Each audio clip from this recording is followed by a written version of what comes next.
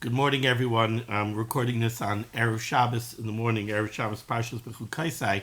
I just wanted to make a very quick addition to yesterday's share.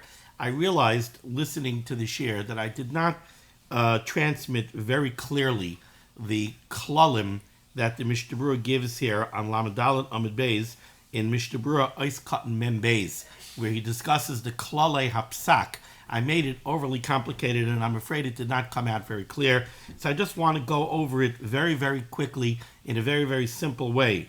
So it's over here, Lamed Dalet Amud Beis, about halfway down through Mishnah Berurah Ois Katan Mem Beis. The Mechaber says the following: Kasav HaKnesses HaGedolah B'Klalei HaPsak. The Knesset HaGedolah writes the following rules when it comes to psak, and I'm going to make it very simple here. Kol davar shebalei haKabbalah v'haZoyar cholkin im haGemara v'haPoskim. Whenever we find a machlokes where we have the halacha brought down one way in Shas and Poskim, and we have the halacha recorded another way by the Balei Kabbalah, let's say like the Zoyar. What's the halacha? What do we do? Halech achar haGemara v'haPoskim. The halacha follows Shas and Poskim, not the Zoyar, not Divrei Kabbalah. Mihu, however, says the Mishnah Berurah, in Balei Kabbalah machmirin, if, when it comes to this machlokes, we find that the Balei Kabbalah are machmir, yesh lahachmir gamkein. There is room to follow the chumrah. So let's be very, very clear on what the Mishnah Berurah just said. You have a machlokes, you have a halacha, and we find a machlokes between Shas and Poskim and Kabbalah. Shas and Poskim paskin one way, Balei Kabbalah paskin another way. We follow Shas and Poskim. Doesn't matter if it's a kula, it doesn't matter if it's a chumrah. The halacha follows what we have in Shas and Poskim.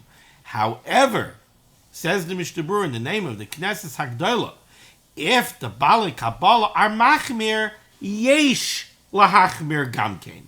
There's room for the chumrah. Okay, weiter. V'im lo yuhuzkar b'Gemara uva Poskim. Let's say we're talking about something that's not mentioned in Shas and Poskim at all. This whole issue is not mentioned in Shas and Poskim. Af al pi shenizkar b'Kabbalah, even though this issue is brought up, let's say in the Zoyar, ein anu yuchelim lachayf l'nokach. We can't force anybody to follow it. So now we have, let's say, a hanhaga that is not found anywhere in Shas and Poskim, but it is discussed by the Balei Kabbalah. We cannot compel anybody, can't go to somebody and tell them, mimuz, you have to do that. No, it's only Divrei Kabbalah. It's not brought down in Shas and Poskim. We can't tell anybody that they have to do it.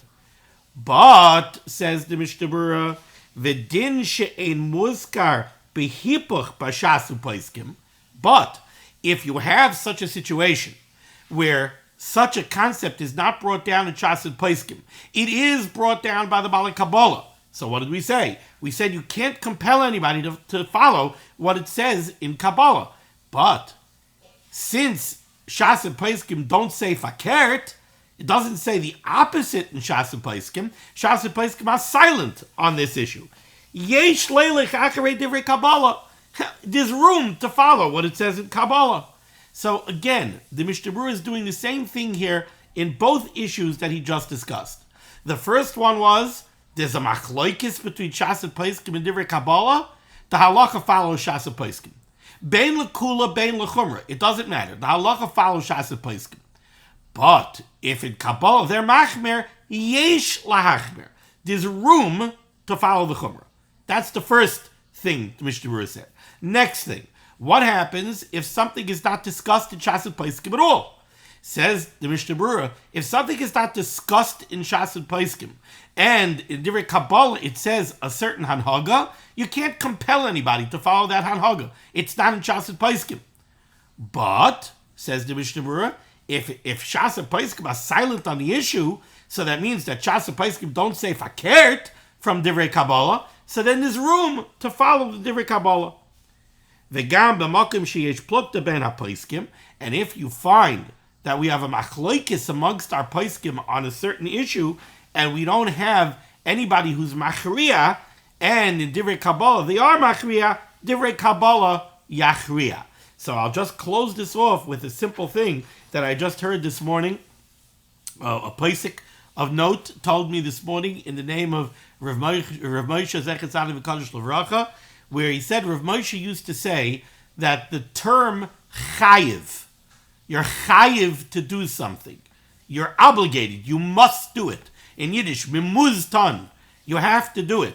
Or the term osir, it's osir, you're not allowed to do it. Those terms are reserved for Shas and Pesachim. You're not going to use chayiv, osir, on Divrei Kabbalah. Divrei Kabbalah is mizoltan. You should do it. Like the Mishnah Berurah says over here, yesh lahachmir. Or his other wording, yesh lahachmir, or yesh leilech acharei Divrei Kabbalah. There's room to be machmir. There's room to follow the anhaga that's brought down in Divrei Kabbalah. But it's not chayiv, and it's not osir. Okay?